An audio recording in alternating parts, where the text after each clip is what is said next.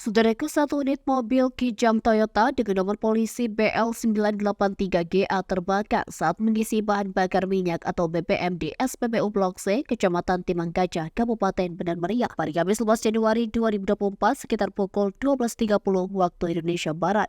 Sementara dalam peristiwa ini dilaporkan tidak ada korban jiwa, namun satu unit mobil tersebut hangus terbakar. Mobil itu diketahui milik Sinarwin, warga Pondok, Kecamatan Bandar, Kabupaten Benar Meriah. Sinarwin kepada tribungai.com mengatakan penyebab kebakaran diduga karena korsleting kabel pada mobilnya. Kebakaran mula terjadi saat ia sedang mengisi bensin jenis Pertalite, kemudian tiba-tiba keluar asap di bagian mesin.